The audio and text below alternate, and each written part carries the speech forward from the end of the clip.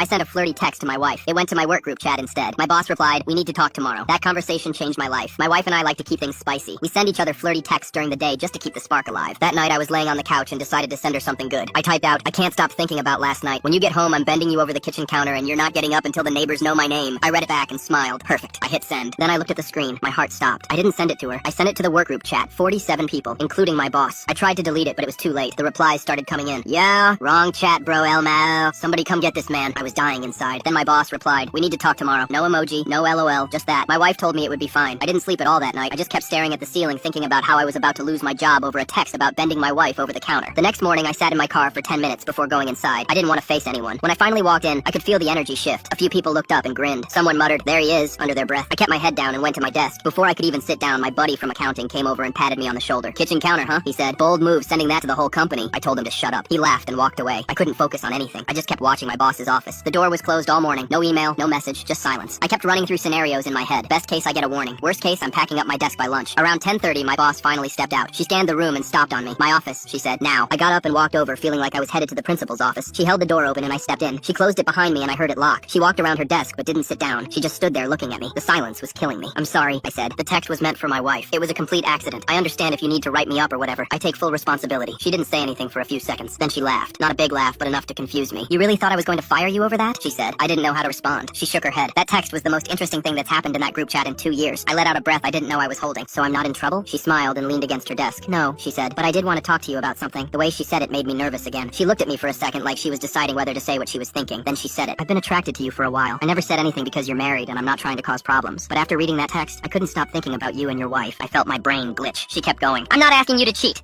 I'm asking if you and your wife would be open to something together, the three of us." I stood there like an idiot trying to process what was happening. She handed me a piece of paper with her number on it. "Talk to her," she said. "If you're both interested, text me." I sat in my car for 10 minutes before driving home. I didn't know how to process what just happened. I walked in and my wife was on the couch. She saw my face and immediately asked what was wrong. I sat down next to her and told her everything. The apology, the laugh, the confession, the proposition. She listened without interrupting. When I finished, she was quiet for a second. Then she said, "So your boss wants to sleep with both of us?" I nodded. She tilted her head. "Is she attractive?" I pulled up a photo on my phone. My wife looked at it and her eyes went wide. "Okay, she's bad," she said. "Like actually bad." I didn't know what to say. She looked at me and asked, "Do you want to do it?" I told her I wouldn't do anything she wasn't comfortable with. She laughed. "That's not what I asked," she said. "Do you want to do it?" I was honest. I said I didn't know, but I wasn't saying no. She smiled. "Me neither," she said. We talked about it for hours. Ground rules, boundaries, what this would mean for us. By the end of the night, we were both in. I texted my boss. She replied with a wink emoji and an address. That weekend changed everything. And I don't mean it made things weird. I mean it brought us closer. We learned things about each other we never knew. Our marriage has never been stronger. I walked into that office convinced I was about to lose my job. I walked out with my boss's number saved in my wife's phone. "Fellas, send the wrong text. You never know. Oh, and the neighbors? Yeah, they know my name now."